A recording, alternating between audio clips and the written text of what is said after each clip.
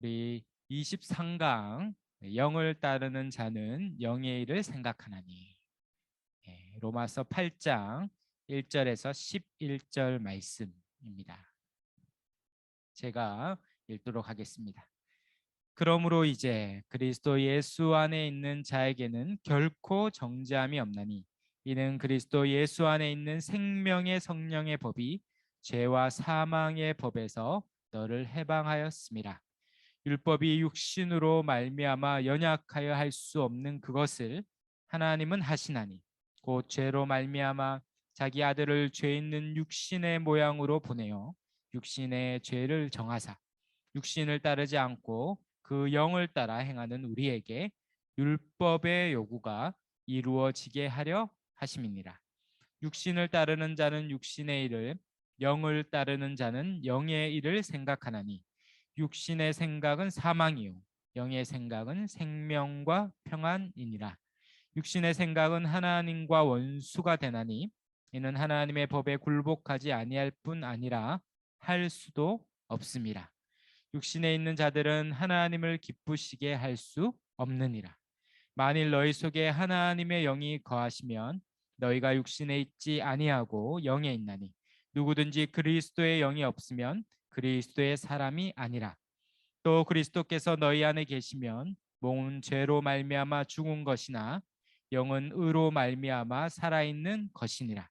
예수를 죽은 자 가운데서 살리신 이의 영이 너희 안에 거하시면 그리스도 예수를 죽은 자 가운데서 살리신 이가 너희 안에 거하시는 그의 영으로 말미암아 너희 죽을 몸도 살리시니라. 아멘. 우리가 지난 시간에 같이 나눈 것을 생각해 보면 우리 로마서 6장에서는 우리가 죄에 대하여 죽었다. 더 이상 죄와 상관없는 자가 되었다. 우리가 살펴봤다면 이제 22강에서 로마서 7장에서는 죄에 대하여 죽었을 뿐만 아니라 율법에 대해서도 죽었다. 더 이상 율법이 우리를 정죄하지 못한다. 이렇게 했습니다. 그래서 오늘 로마서의 아주 핵심적인 장일 수 있는데요. 이 8장의 1절에 그러므로 이제 3장, 4장, 5장, 6장에 이어서 이제 그러므로 1절에 이제 그리스도 예수 안에 있는 자에는 결코 정죄함이 없나니. 결코 우리에게는 정죄함이 없다. 그리스도 안에서 이미 그리스도께서 모든 죄값을 치르고 죄의 형벌과 죄의 지배로부터 우리를 자유케 하셨기 때문에 이제 정죄함이 없어요. 그러므로 2절에 그리스도 예수 안에 있는 생명의 성령의 법이 죄와 사망의 법에서 너를 해방하였습니다. 예, 복음은 해방이죠. 해방, 자유. 예수를 믿으면 믿을수록 이 해방감, 이 자유와의 기쁨들이 더 커져갑니다. 어떤 분은 예수를 믿을수록 더 구속되는 것 같고 더 뭔가가 지켜야 될 걸 많은 것 같아서 부담스럽고 그렇게 느껴지고 있다면 지금 복음을 아직도 제대로 모르는 것입니다. 우리가 복음을 알고 더 알아가면 알아갈수록 우리 인생에 이 자유와 해방감이 더 커져가는 것. 이 복음이 주는 자유를 더 맛보며 살아가는 것이 우리 신자의 삶입니다. 이제 이미 그런 자가 되었죠. 이제 죄와 율법과 그 모든 것에서 상관없이 자유롭게 하나님을 섬기며 이 땅 가운데 거룩하고 온전하게 살 수 있는 자가 되었다 말합니다. 그러므로 이제 어떻게 해야 됩니까? 이제 우리가 그 구원받은 자답게 거룩한 자가 된 것답게 살아야 하는 것이죠. 우리가 믿음으로 의롭다함을 받아 의인이 되었다면 의인으로서 이제 하나님의 거룩하심을 따라서 거룩하게 살아가야 합니다. 어떤 사람은 이 거룩하게 살아야 된다. 또 하나님 앞에 신자답게 살아야 된다. 이렇게 생각할 때 그것은 이전보다 약간 더 윤리적이고 좀 더 고상하고 착한 일을 좀 하면서 사는 그 정도로만 그치는 경우가 있어요. 큰 죄를 안 짓고. 그러나 실상 거룩하게 산다는 것은 약간의 선행과 약간의 윤리와 도덕을 지키는 정도의 수준을 이야기하는 것이 아닙니다. 거룩은 뭐죠? 거룩은 하나님에 관한 것이거든요. 그러므로 거룩하게 산다는 것은 하나님의 거룩만큼 사는 거예요. 베드로전서 1장 16절에 보면 내가 거룩하니 너희도 거룩할지어다 이렇게 얘기합니다. 그 기준과 수준이 뭡니까? 하나님의 거룩이죠. 내가 거룩하니 너희도 거룩하다. 우리가 하나님의 거룩의 정도가 어마어마하지 않겠습니까? 그 엄청난 그 거룩만큼 하나님이 우리에게 요구하시는 거예요. 내가 거룩하니 너희도 거룩하라. 그것을 다른 말로 한다면 예수님이 율법을 두 가지로 요약해 주셨죠. 하나님을 내 마음과 뜻과 정성을 다하여 사랑하는 것과 두 번째는 내 이웃을 내 몸과 같이 사랑하는 것. 이것이 하나님의 율법이 말하는 이 거룩의 핵심인데 하나님을 그렇게 사랑하며 이웃을 그렇게 사랑하는 자로 이웃에게 우리의 삶을 내어주는 그런 삶을 살라고 이야기하고 있습니다. 그러니까 이전과 완전히 달라진 삶이죠.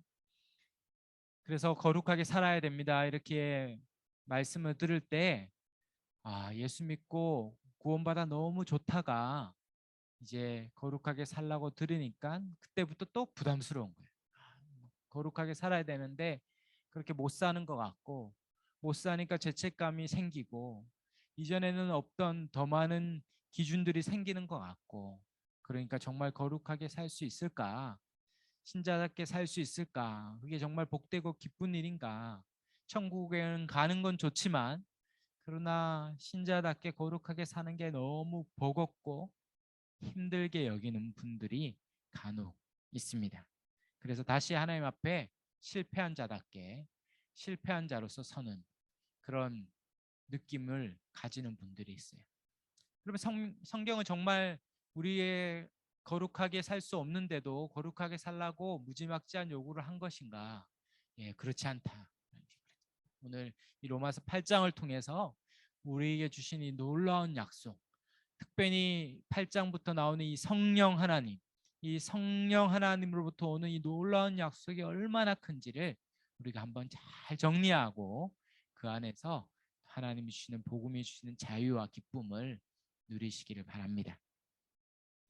먼저 우리는 성령으로 말미암아 의인에서 율법의 요구가 이미 다 성취되었습니다. 율법은 뭐였습니까? 원래 우리를 정죄하던 거였죠. 근데 이제 이 율법이 실패하던 것에서 하나님께서 다 이루셨다 이렇게 말하고 있어요. 특별히 3절을 볼까요? 로마서 8장 3절에 보면 율법이 육신으로 말미암아 연약하여 할 수 없는 그것을 하나님은 하시나니 곧 죄로 말미암아 자기 아들을 죄 있는 육신의 모양으로 보내어 육신의 죄를 정하사. 네, 이 서신서들을 보면 때로는 이렇게 이해하기 어려워 보이는데 천천히 보면 다 이해할 수 있는 내용입니다. 율법이 육신으로 말미암아 연약할 수 없는 그것은 뭡니까? 거룩이겠죠. 거룩. 하나님 앞에 거룩한 삶을 이전에 육신에서는 못했어요. 여기서 육신은 성경에는 육신을 이 몸, 이 바디, 이 신체를 말하기도 하고 특별히 여기서 육신은 이 죄된 본성을 가진 존재를 얘기합니다. 그래서 영어로 sinful nature, 죄된 본성을 가진 존재. 바로 구원받기 전에 우리였죠. 바로 구원받기 전에 불신자로 죄된 본성에 지배되었던 그때에는 율법이 아무리 거룩하고 좋고 기준들을 제시해도 연약하여 할 수 없었어요. 그 거룩에 관한 한 이전에는 무능력한 자였죠. 우리가 하나님의 율법의 기준은 뭡니까? 모든 율법을 항상 지켜야 된다. 그렇죠? 그러므로 항상 지킬 능력도 없고 모든 율법을 다 지킬 능력도 당연히 없었어요. 그런 무능력하고 무기력한 자였는데 어떻게 됐습니까? 우리는 못했지만 우리 밖에서 하나님께서 하셨다 이렇게 합니다. 그럼 하나님이 하시나니 하나님이 하신 게 뭡니까? 곧 뒤의 얘기죠. 바로 우리가 지금까지 계속 나눴던 말씀입니다. 죄로 말미암아 자기 아들을 죄 있는 육신의 모양으로 보내어 육신의 죄를 정하사. 바로 죄로 말미암아 죽을 수밖에 없던 우리를 대신해서 자기 아들인 독생자 예수님을 죄 있는 육신의 모양이라는 것은 예수님은 죄 없이 이 땅에 오셨죠. 동정녀 탄생이 말하는 진리입니다. 죄가 없지만 우리와 같은 동일한 이런 사람으로서 이 땅에 왔다는 것을 죄 있는 육신의 모양으로 보냈다 이렇게 표현합니다. 그래서 우리 안에 있는 모든 이 죄를 다 예수님이 가져가셔서 깨끗게 하셨어요. 정하게 하셨다. 바로 예수님께서 우리의 죄와 이 죄로 인한 모든 죄책, 죄로 인해 당한 모든 형벌을 십자가에 다 당하셨죠. 십자가에 달리실 때 오고 오는 모든 사람들의 과거, 현재, 미래 모든 죄가 그에게 다 전가되어 전해져서 모든 죄책을 하늘로부터 진노와 심판을 받으셔서 그 죄를 해결하셨어요. 그러면 2000년 전에 십자가에서 해결하셨는데 어떻게 됐습니까? 이번에 보면 성령께서 하나님이 예수 안에 행하신 일을 우리에게 적용해 주세요. 바로 예수님이 구원 역사를 이루셨다면 구원의 모든 효력을 우리에게 가져다 주시는 분이 뭡니까? 성령님이시다 말합니다. 그래서 4절에 보면 뭐라고 얘기합니까? 이제 우리는 육신을 따르지 않고 그 영을 따라 행하는 우리에게 율법의 요구가 이루어지게 하려 하심이라. 율법의 요구가 뭐였습니까? 율법은 선하고 좋은 거라 했어요. 그러나 율법은 모든 율법을 항상 지켜야만 의인이 될 수 있죠. 거룩하신 하나님 앞에 단 하나의 죄도, 단 한 번의 죄도 그 죄로 인하여 죽는 것입니다. 속일 수 없어요. 그러므로 이 거룩한 율법의 요구 앞에 우리는 하나님 앞에 감히 설 수 없는 자였지만 예수님이 그 율법의 요구를 다 이루셔서 이제 우리는 그 모든 혜택을 그 영을 따라 성령이 우리 가운데 오심으로 그 모든 이루어진 것들을 나에게 적용시켜 주셨습니다. 그러므로 이번에 갈로 1번에 있는 것처럼 성령님은 그리스도의 영으로서 성령이 계시면 그리스도 앞하여 그리스도의 사람이 됩니다. 이게 무슨 말입니까? 이 9절 말씀인데요. 한번 볼까요? 로마서 8장 9절에 계신 자리에서 한번 읽어볼까요? 만일 너희 속에 하나님의 영이 거하시면 너희가 육신에 있지 아니하고 영에 있나니 누구든지 그리스도의 영이 없으면 그리스도의 사람이 아니라. 네, 만일 너희 속에 하나님의 영은 곧 성령님이겠죠. 거룩할 성의 영령자, 거룩한 영이시면서도 그분은 하나님의 영이시고 또 그 영이 우리 안에 거하면 이제 더 이상 죄된 육신에 있지 않고 우리는 성령이 거하는 사람이에요. 그리고 성령님은 또 어떤 분이시냐면 그리스도의 영이시죠. 바로 그리스도께 보냄 받아 그리스도의 행하신 모든 일을 나에게 가져오시는 분이세요.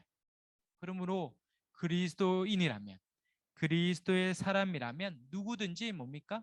성령을 받아 그리스도의 영을 받은 자와 같습니다. 바로 성령이 오시는 것은 하나님의 영이 온 것과 같고 그리스도의 영이 온 것과 같아요. 그래서 그리스도가 한 모든 일들을 다 가져오시는 분이시다라고 지금 이야기하고 있습니다. 많은 사람들이 성령을 여러 가지로 오해해요. 어떤 에너지 같이 또는 막 뜨겁고 성령 체험이 뭔가 뜨겁고 번개가 치고 바람이 불고 성령 오면 막 열정이 생기고 어떠한 에너지나 기운처럼 느끼지만 그러나 성령님은 어떤 신비적인 것 전에 성령님은 하나의 인격이십니다. 인격. 성부 하나님, 성자 예수님, 성령 하나님 이 세 분이 하나의 인격이자 존재로 계시고 그분이 우리 가운데 오세요. 성령님이 오신 거죠. 그래서 주일학교 때 아이들에게 알려주죠. 복음을 전한 다음에 예수 믿게 되면 이제 너 안에 누가 계셔? 그러면 누가 계시다고 얘기합니까? 내 안에? 네, 예수님이 계셔요. 이렇게 얘기하죠. 저 여러분 안에 누가 계십니까? 예수님이 계셔요. 그러면 틀린 거죠. 우리 안에 예수님은 저 하늘 보좌 우편에 앉아 계십니다. 그러면 내 안에는 원래 누가 계신 겁니까? 성령님이 계신 거예요. 성령님이. 그렇다고 해서 예수님이 계신 게 그럼 틀린 겁니까? 틀린 게 아니에요. 왜요? 성령님이 계신 건 곧 예수님이 계신 거와 같기 때문에. 왜냐하면 성령님은 독자적으로 무슨 일을 하시는 게 아니라 그분은 철저히 예수님이 하신 모든 일을 우리에게 적용하고 예수님이 하신 모든 일을 내 가운데 계속 이루시는 분이기 때문에 예수님은 철저히 성령님은 철저히 예수님을 다 우리에게 가져와서 적용하시는 분이에요. 그래서 성령님이 오시지만 그것은 곧 예수님 그리스도와 계신 거와 방불한 것입니다. 그래서 그리스도의 영이 계시다 이렇게 표현하고 그리스도의 영이신 성령이 계심으로 우리는 그리스도인이다라고 불려지는 겁니다. 그래서 제임스 패커라는 신학자는 성령님이 하시는 사역을 투광 조명 사역이다 이렇게 얘기합니다. 이 투광 조명이라는 게 뭐냐면 이게 밤에 가면 이 유명한 건축물이라는 거 보면 광안대교에 있는데 보면 밑에서 빛을 쏘아서 딱 빛나게 아름답게 보이게 하죠. 바로 밑에서 빛을 쏘는 게 뭐냐면 투광 조명 사역이에요. 성령님은 투광 조명 사역을 하시는 거죠. 그래서 누구를 빛나게 하는 겁니까? 예수님만. 성령님은 철저히 자기를 드러내지 않고 예수님만 드러내시는 분이에요. 그래서 어떤 분은 성령님을 향하여 수줍은 성령님 이런 표현을 썼어요. Shiny Holy Spirit 이런 책도 있는데 수줍다는 것은 그분이 실제로 수줍다는 게 얘기 아니라 철저히 자기는 감추시고 예수님만 드러내는 거예요.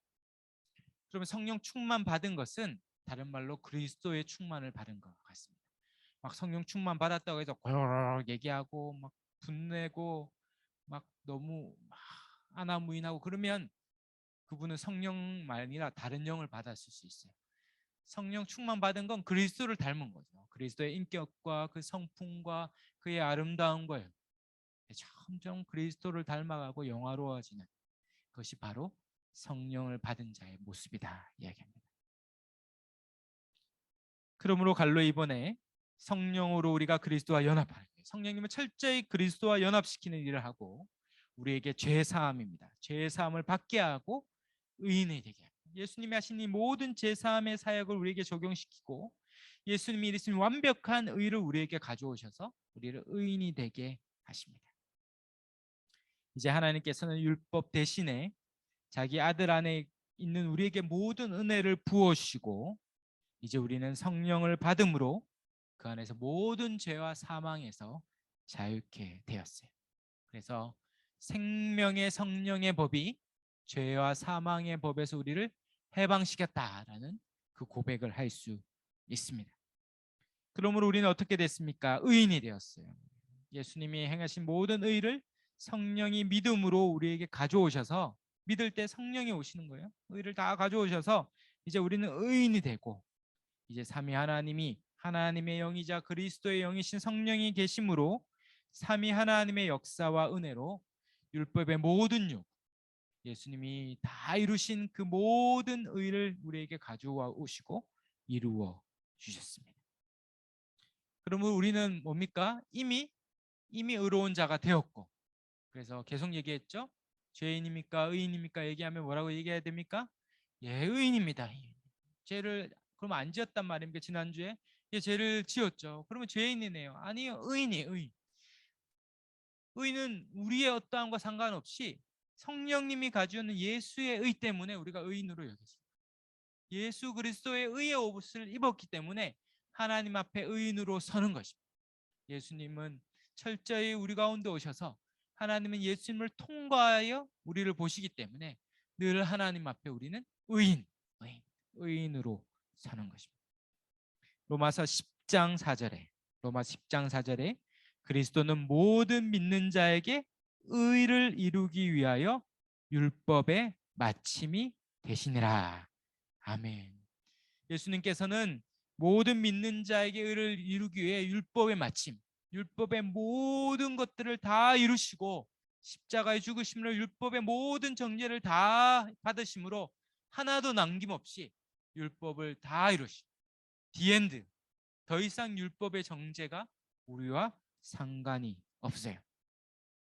그러므로 우리는 의인이 됐죠. 의인이 됐으므로 하나님 앞에 우리는 거룩한 자, 거룩한 무리, 거룩할 성의 무리도자, 그래서 성도라고 부릅니다. 성도는 집사 직분이나 권사 장로 직분 받기 전에 평신도들을 성도라고 부르는 게 아닙니다. 성도는 원래 그런 직분이 아니라 모든 믿는 자들이 구원받은 그 상태를 지칭하는 거룩한 백성인 성도라고 불립니다. 이제 우리는 거룩한 자가 되었어요. 이 얼마나 큰 건지 가톨릭에서는 아무나 성도라고 부르지 않죠. 세인트, 이 성인이라고 불리는 이 세인트는 정말 위대한 업적을 남긴 사람들, 프란체스코, 성 프란체스코, 성 어거스틴 이런 사람만 성 붙여요. 근데 다 틀렸죠. 인간이 아무리 엄청난 업적과 하나님 앞에 수행과 고행을 해서 이룬들 이만큼 이뤘지만 반대쪽에는 더 많은 죄와 하나님 앞에 진노를 쌓고 있죠. 하나님 앞에 아무도 스스로 거룩하다, 의롭다 할 사람이 한 명도 없죠. 모든 율법을 다 지킬 자가 없어요. 그래서 다 죄인인데 예수님이 그걸 다 이루시고 우리에게 그 의를 가져오 주셔서 누구든지 예수를 믿는 자는 의인이라 불립니다. 의인. 그래서 다 의인입니다. 다. 저도 그렇고 여러분도 다 의인이에요. 성소동령 이렇게 불러야 되죠. 그래서 이번 주일날 만날 때 서로 다 부르십시오. 성소동령, 성 누구누구, 세인트. 오늘따라 더 해같이 빛나네요. 다 성인이에요. 다 성인. 다 성인. 카톨릭에서 말하는 모든 성인 숭배는 다 거짓말입니다. 다 우리는 성인이 되었고 성도가 된 것이에요. 우리는 다시 하나님 앞에 죄인으로 서지 않고 의인으로 거룩한 자로 서는 것입니다. 로마서 8장 34절에 누가 정죄하리요? 죽으실 뿐 아니라 다시 살아나신 이는 그리스도 예수시니 그는 하나님 우편에 계신 자요 우리를 위하여 간구하시는 자시니라. 부활하여 승천하여 보좌 우편에서 어미하신 주님이 늘 우리를 위해 간구하시며 자, 다시는 누가 정죄하리요? 누가 우리에게 죄 있다리요? 우리의 죄를 단 하나도 찾을 수 없을 만큼 예수의 의의 옷으로 완벽하게 입은 다 의인이 다 되었습니다. 특별히 로마서 8장 4절에 보면 우리는 이제 육신을 따르지 않아요. 우리는 성령이 오심으로 성령이 우리를 지배하고 계기 때문에 우리는 이제 죄된 본성을 따르지 않고 그 영을 따라 성령을 따라 행하는 존재가 됩니다. 여기서 이제 성령을 따른다. 성령을 따른다 했을 때 이 따른다라는 것은 우리의 존재를 얘기하는 거예요. 적극적으로 그렇게 살 수밖에 없는 존재. 이제 이전에 죄와 사망의 법에 따라 사는 존재가 아니라 생명의 성령의 법을 따라 사는 존재, 완벽하게 존재가 바뀐 것을 이야기하고 있습니다. 이 안에서 이제 새로운 법, 그것을 속사람, 이너빙이라고 불리는 이 속사람이 생겨나서 이제 새로운 존재로 전혀 다른 삶의 원리와 방식대로 살아가는 자가 되었어요. 이제 성령으로 말미암아 뭐라고 얘기했습니까? 이제 의인에게 율법의 요구가 이미 다 성취되어 이 의인이 되었죠.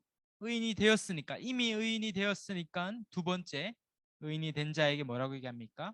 우리가 성령으로 말미암아 이미 의인이 되었으니 이제 율법의 요구를 성취할 수 있고 성취하며 살라라는 요구를 할 수 있어요. 1번에 있는 것처럼 의인은 이미 성취된 율법의 요구를 이제 계속 이루면서 성취할 수 있는 존재가 되었고 이제 그것들을 요구받아요. 요 이미와 아직이라는 이 already not yet이라는 이 신학, 이것이 성경을 이해하는 중요한 이해요 관점인데 예수님이 이미 다 이루셨죠. 2000년 전에 십자가에서 이미 모든 죄를 다 해결하시고 우리에게 필요한 모든 의를 다 이루시고 우리가 예수를 믿는 순간 성령께서 이 모든 죄를 다 가져가셔서 해결하시고 예수의 의를 다 가져오셔서 우리가 의인이 되었어요. 이미 됐어요. 이미 예수를 믿는 순간 결정적으로 단회적으로 더 이상 또 필요할 수 없을 만큼 단 한 번 딱 바뀌었어요. 비포와 애프터가 딱 바뀌는 지점이 있죠. 이미 이루어졌어요. 그 다음에 어떻게 됩니까? 그 이미 이루어진 자로서 살아가는 것입니다. 그래서 성경에서 계속 요구하죠. 거룩하게 살아라. 거짓을 버리고 참말을 하라. 하나님 앞에 의로운 자로 살아라 이렇게 요구할 수 있는 이유는 뭡니까? 이전에는 불가능했죠. 죄와 사망의 법에 살 때는 연약하여 무능력하여 못했지만 그런 요구를 지금 하는 이유는 이미 넘어왔기 때문에, 이미 의인이 되었고 그렇게 살 수 있는 자가 저와 여러분이 다 되었기 때문에 그렇게 살라 이런 명령을 하는 것입니다. 이미 우리가 구원받았죠. 그러므로 구원받은 자답게 살아야 됩니다. 바울은 뭐라고 얘기합니까? 두렵고 떨림으로 구원을 이루라 이렇게 표현도 해요. 그러면 구원이 안 이루어진 겁니까? 아니요, 다 이루어졌어요. 그러나 이미 구원을 이루었던 것을 믿는다면 구원을 이루어진답게 살아가야죠. 이미 거룩한 자가 되었습니까? 그러면 거룩하게 살아라. 너의 몸을 거룩한 산제물로 드리며 매일 거룩하게 살아가야 합니다.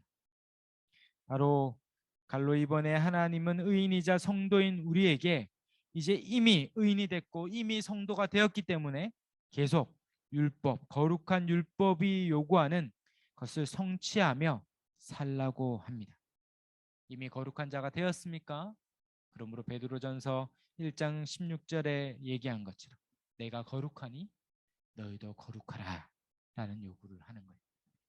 이건 내가 이루는 게 아니죠. 내가 이룬 게 아니라 누가 이루십니까? 내 안에 성령이 오셔서 거룩한 영이신 성령이 오셨기 때문에 성령이 우리를 거룩한 자로 하나님의 거룩을 이루며 살도록 이끌어 하실 거예요. 그것을 우리가 이제 순종하며 따라가면 됩니다. 그럼 어떻게 살아갑니까? 이 작동 원리가 뭘까요? 그게 이제 2번에 나오는데요. 잘 보시면 우리의 삶에 새로운 변화와 도약이 있을 수 있습니다. 이번에 보면 이때 중요한 게 뭐냐면 의인인 이 성도인 우리가 먼저 어떤 존재인가를 알아야 돼요. 이 변화된 존재가 어떤지를 잘 알아야 돼요. 갈로 1번에 그리스도 안에서 의인의 정체성에 대한 이 성경의 계시를 믿는 믿음이 먼저 필요해요. 여러분이 먼저 거룩하게 살 수 있는 존재가 되었다라고 믿어야 돼요. 실패의 가장 핵심은 뭡니까? 사단의 참소에 넘어가는 거예요. 니까짓게 이제는 그렇게 엉망으로 살아났고 여러 번 해봐도 안 됐는데 늘 작심삼일이었는데 또 결심하고 또 한다고 안 돼. 그런 끊임없는 패배주의와 낙오와 실패감으로 우리를 계속 몰아갈 때 꺼져. 이미 그리스도 안에서 성령으로 새 사람이 되었다는 이 믿음, 우리 안에 성령님이 계시다는 이 믿음을 먼저 가져야 돼요. 성령님은 누구십니까? 그리스도의 영이죠. 그리스도는 누구십니까? 죄와 사망을 이기고 사망 권세를 이기고 부활하시고 승천하셔서 그는 지금 보좌 우편에서 이 온 세계 만물을 다스리고 있습니다. 그는 더 이상 말구유에 왔던 그 보잘것없었던 나약한 예수님이 아니에요. 이 땅에 끊임없는 공격과 대적을 받았고 때로는 무기력하게 십자가의 죽음으로 정말 아무 반항조차 못했던 그런 무기력한 예수님이 아니고 그분은 이제 부활하시고 승천하시고 사망 권세와 모든 사단을 짓밟고 부활하시고 승리하여 저 천상에서 이 세상을 다 다스립니다.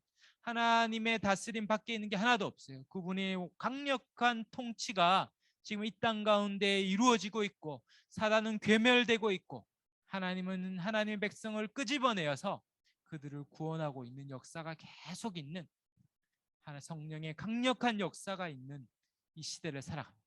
우리 안에 있는 성령님이 아무것도 아닌 것처럼 생각하면 안 됩니다. 우리 안에 계신 그리스도의 영이신 성령께서 그리스도가 하신 모든 것을 능력으로 우리 가운데 다스리고 있다는 걸 믿는다면 이길 수 있어요.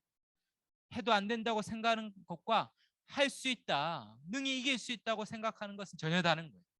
이전에 실패했던 것과 상관없이 지금 성령 하나님이 우리 가운데 계셔서 그 주님을 의지하고 내가 할 수 있다라고 박차고 일어나 걸으면 앞으로 전진할 수 있습니다. 이 만왕의 왕 되신 구주 되신 주님이 그리스도의 강력한 임재 가운데 나와 함께하고 계시다는 것을 믿어야 됩니다. 성령님은 누구십니까? 갈로 이번에 부활하셔서 만왕의 왕으로 만물을 다스리는 그리스도의 영이세요. 그는 우리 가운데 계시고 우리 가운데 내주하시고 떠나지 않으시고 우리 가운데 역사합니다. 사단이 건드릴 수 없어요. 사단이 어떻게 합니까? 우리를 건드리려면 우리를 데리고 가야 되잖아요. 근데 우리는 그리스도 안에 있잖아요. 그리스도 안에. 사단과 죄 안에 있다가 우리는 믿음의 다리를 건너서 그리스도 안에 있어요. 그러므로 건드릴 수 없죠. 우리를 건드리고 하는 순간 손이 잘리고 발이 잘리고 못 건드려요. 못 건드려요. 속일 수는 있지만 결코 우리를 어떻게 할 수 없습니다. 그러면 어쩔 수 없이 죄를 짓고 어쩔 수 없이 넘어진 게 아닙니다. 우리는 안 넘어질 수 있고 우리는 능히 죄와 싸워 이길 수 있어요. 그러므로 피 흘리게 싸워 이기겠다는 그런 성령과 함께하는 이 강인한 마음, 확신, 이 믿음이 우리에게 필요합니다. 사도행전 2장에 보면 오순절 성령 강림 사건이 일어나죠. 그리고 사도 베드로가 이 사건을 해석해 줍니다. 사도행전 2장 33절에 하나님이 오른손으로 예수를 높이시매, 하나님은 오른손잡이가 아니라 이 오른손은 강력한 힘을 말해요.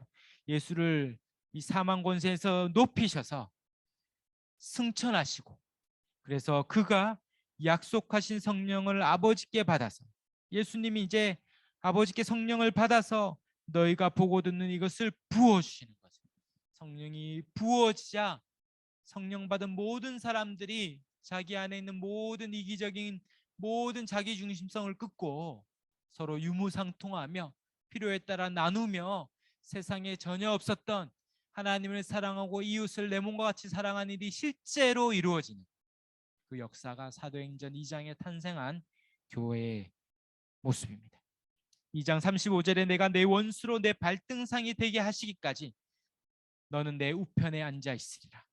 그런즉 이스라엘 온 집은 확실히 알지니 너희가 십자가에 못 박은 이 예수를 하나님이 주와 그리스도가 되게 하셨느니라 하니라. 할렐루야. 네, 부활하신 우리 주요 그리스도 되신 우리 주님이 지금 만물을 통치하고 이 세상의 모든 걸 발등상. 이전에 이 왕들은 발등상이 있었죠. 이 발 받침대 같은 건데 거기 돌로 발등상을 만들고 거기에 이방 나라의 신과 왕의 이름을 썼어요. 그래서 이방 나라의 왕과 신은 다 내 발 밑에 있다. 바로 하나님이 이 세상을 다 자기 발등상으로 삼아서 다스리고 계십니다. 감히 그 앞에서 누가 발악을 하고 누가 함부로 하겠습니까? 그 구주 되신 그리스도께서 성령으로 우리 가운데 거하셔서 우리를 능력으로 인도하고 계십니다. 그러므로 갈로 3번에 성령을 받은 자는 곧 그리스도의 영을 받은 것이기에 그리스도를 받은 것과 같아요. 방불하죠. 그리스도의 사람입니다. 성령이 내주하시는 자는 그리스도가 내주하는 것 같고 성령의 충만은 예수의 충만과 같습니다.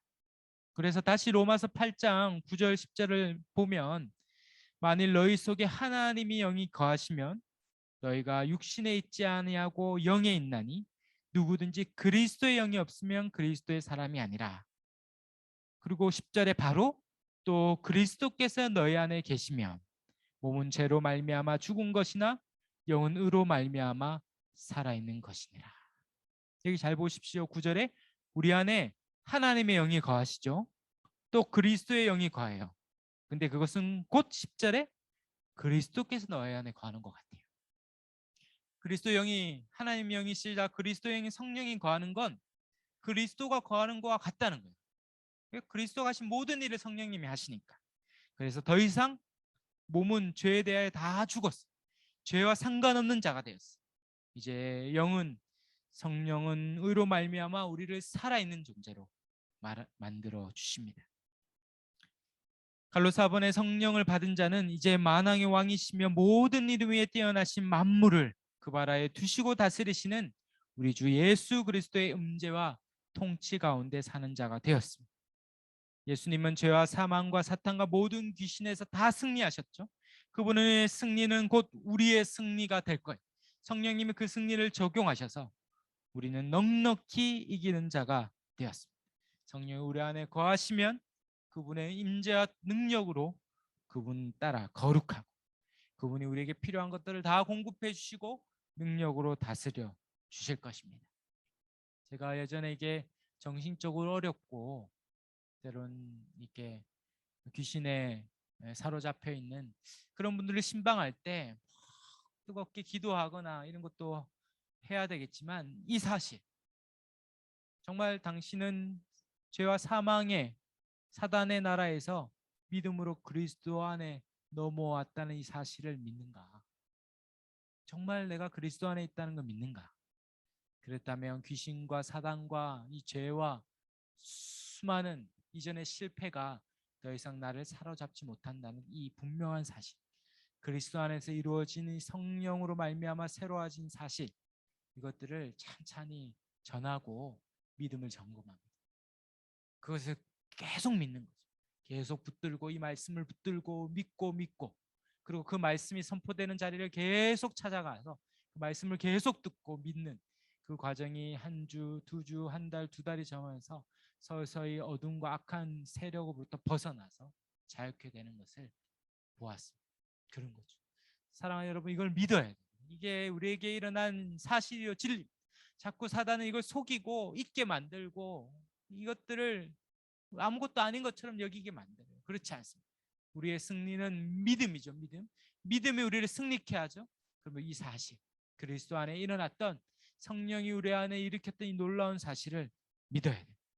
그리고 그 믿는 순간 예수님 우리의 통치하실 때 갈로번에 우리에게 주어진 것이 바로 의와 평강과 희락과 충만한 통치죠. 우리가 읽었던 8장 5절에도 이제 육신을 따르는 자는 육신의 일을, 영을 따르는 자는 영의 일을 생각하느니, 6절에 육신의 생각은 사망이지만 영의 생각은 생명과 평안이에요. 이제 성령 안에서 생명과 평안을 누립니다. 특별히 로마서 14장 17절에 하나님의 나라는 먹는 것과 마시는 것이 아니요 오직 성령 안에 있는 의와 평강과 희락이니라. 우리가 성령 안에 거함으로 의와 평강과 희락을 누립니다. 의는 뭡니까? 예수님이 우리에게 완벽하게 믿음으로 그리스도 안에 들어와서 누리는 의죠. 의. 내가 의로운 행위를 해서 얻은 게 아니요 믿음으로 얻던 이 의에 대한 확신. 여기서부터 뭐가 옵니까? 더 이상 참소와 두려움과 공포와 버림받을 것과 다시 죄의 종로를 할 것에 대한 모든 두려움과 염려로부터 벗어나는 평안을 누리죠. 그리고 내 안에서 이 모든 성령으로 말미암아 주시는 이 모든 열매들을 누리는 그 기쁨을 누립니다. 어떠한 슬픔과 어떠한 어려움에도 잃어버리지 않는 이 기쁨과 어떠한 염려와 공포와 두려움에도 빼앗기지 않는 평강을 누리는 것. 그것이 바로 예수의 의를 가진 하나님 나라의 백성이 누리는 복이다 얘기합니다. 사랑하는 여러분, 이 의와 평강과 희락을 누리고 계십니까? 예수의 생명을 받아서 이제 더 이상 잃어버리지 않는 평강을 누리고 계십니까? 그렇지 않다면 구해야 돼. 그걸 믿어야 됩니다. 이미 우리에게 일어난 이 분명한 사실을 믿어야 합니다. 그렇기 때문에 3번에 의인은 영의 사람으로서 거룩하게 살 수밖에 없는 존재가 되었어. 이 거룩하게 살라는 말 전에 이미 거룩하게 살 수밖에 없는 이 성인, 성도, 거룩한 존재가 되었습니다. 그래서 로마서 8장 4절에 육신을 따르지 않고 그 영을 따라 행하는 우리, 영을 따르는 자, 5절에 육신을 따르는 자, 영을 따르는 자, 8절에 육신에 있는 자, 영에 있는 자. 여기서 의인은 영을 따르는 자며 성령의 사람이라고 얘기하죠. 여기서 따른다는 건 내가 뭔가 이렇게 힘을 내서 막 따르고 힘들지만 억지로 따르는 그런 계명이 아니라 according to입니다. 그 삶의 원리와 방식이 그렇게 된 자를 말해요. 존재를 이야기죠. 존재. 따른다는 것은 순종함에 따라 살아가야 된다, 살아야 된다는 얘기가 아니라 본질적으로 그런 존재가 되었다. 성령이 우리를 이끄는 존재, 성령의 지배 가운데 사는 영의 사람, 성령의 사람이 되었습니다. 이 성령의 사람이 됐다는 이 신비로운 일들을 우리가 깊이 생각하고 믿고 확신해. 정말 성령의 사람이 됐어. 우리 안에 새로운 일들이 일어난 거거든요. 이제 성령의 사람은 갈로 이번에 영의 일을 생각합니다. 새로운 생각들이 생겨났어요. 성령의 사람은 영의 일을 생각한다고 말하죠. 생명과 평안, 하나님의 법을 따라 살고자 하는 마음들이 있었어요. 이전에 뭡니까? 이런 거룩하고 하나님에 관한 것을 좋아하지 않았죠. 그 귀찮아, 싫어하고 거부하고. 참 대단하죠. 이 복음을 전하면 좋아야 되는데 이거 믿기만 하면 이 복을 다 받는다고 얘기하는데 믿으면 된다고 얘기하는데 안 믿어요. 고집스럽게 안 믿죠. 제가 기차를 타고 가는데 그때 막 마음이 뜨거워서 옆에 앉은 분에게 복음을 전해야겠다 싶었어요. 네, 그래서 인사했죠. 안녕하세요 하니까 뭐 시큰둥하시더라고요. 우리 얘기하다 어디 가세요? 하는데 뭐 잘 반응이 없는데 교회는 다니세요? 이렇게 예수님 믿으세요? 얘기하는 순간 이 사람이 탁 돌아서서 창밖만 보더라고요. 눈 마주치면 또 말 걸까봐 정말 해서 괜히 제가 불편하게 했나 해서 죄송해서 구운 계란을 사가지고 이 계란 좀 드시라고 하니까 또 좋아하시더라고요. 그래서 다 드시고 또 돌아서서 이제 또 안 보시고 이 전하면 이 복음인데 기쁜 소식인데 세상은 고집스럽게 싫어합니다. 싫어하는 정도가 아니라 막 그 보는 앞에서 막 전도지도 확 찍고 가시는 분도 있고 막 싫어하고 대적하고 핍박하고 그래요. 성령의 사람이 아닌 것이죠.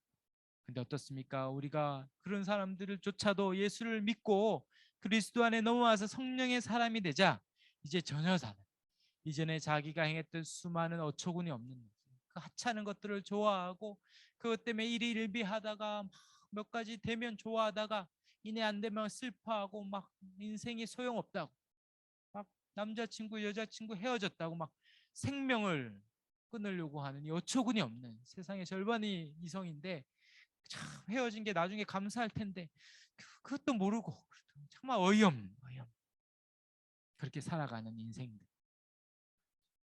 세상에 그렇게 살아가는 인생이 어떻습니까? 성령의 사람이 되자마자 고상하고 가치 있고 영화롭고 복된 삶이 무엇인지 알아서 그렇게 살아가는 거죠.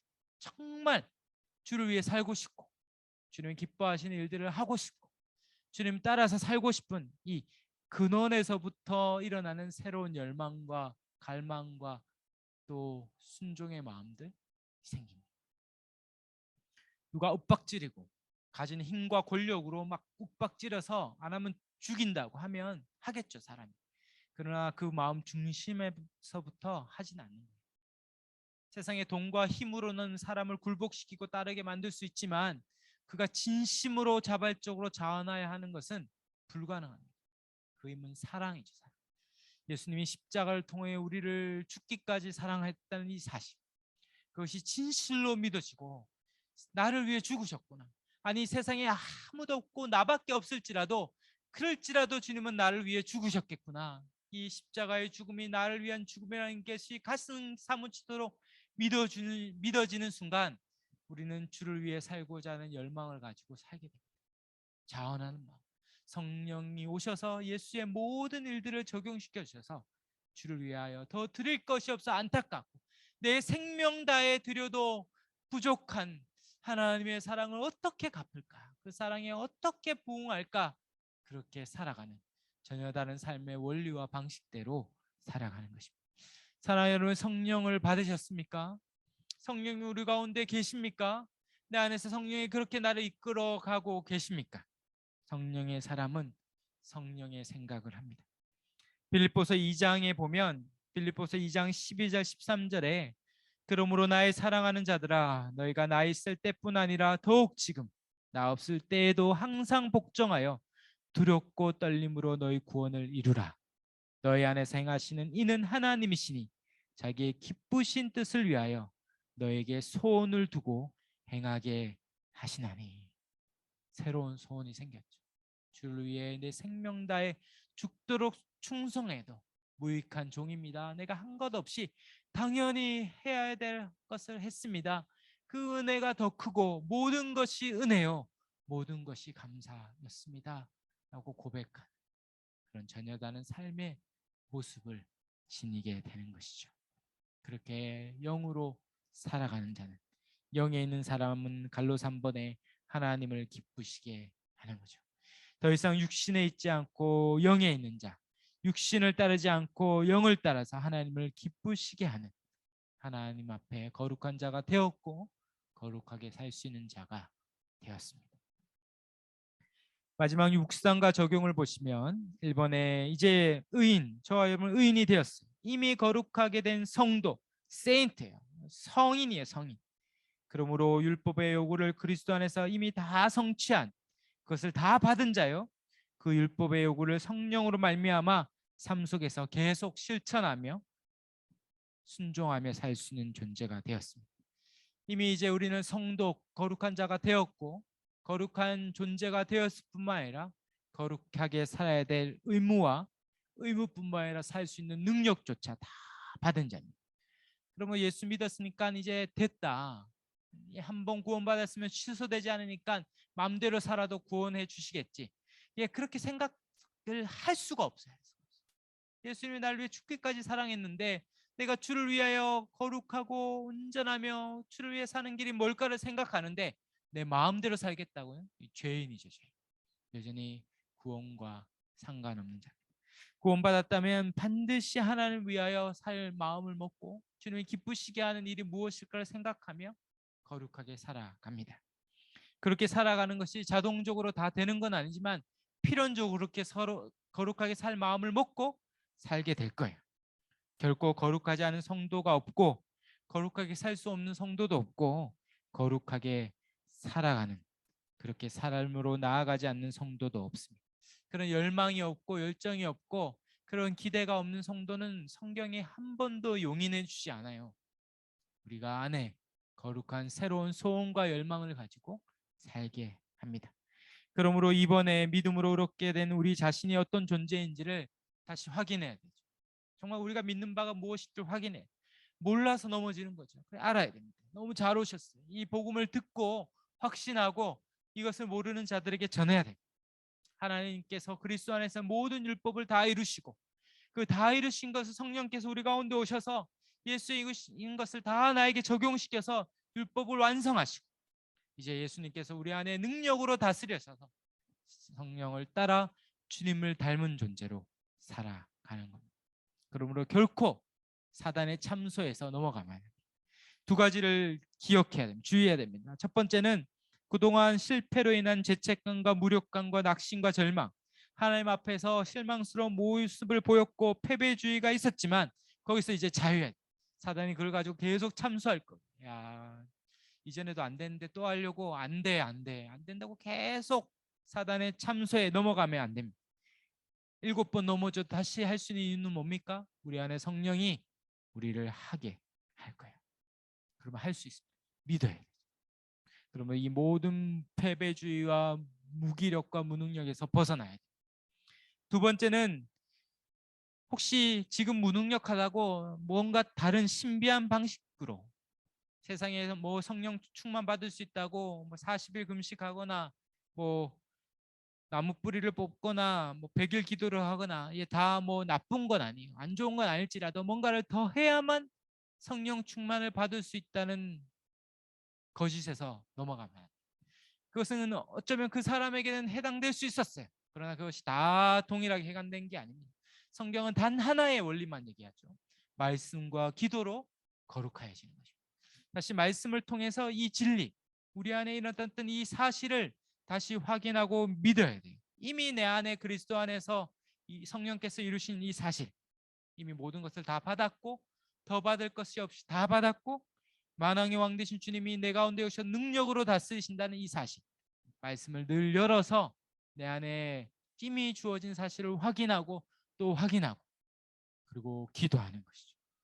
성령께서 내 안에 역사하는 것들을 더 믿고 붙들고 살게 해달라고 구하고 간구할 때 성령이 우리 가운데 충만히 역사하여 성령의 충만을 받으라 했기 때문에 우리가 기도함으로 성령의 충만을 받아서 능력 있게 살 수 있는 자가 다 되었습니다. 뭔가를 더 할 필요 없이 이미 되었어요.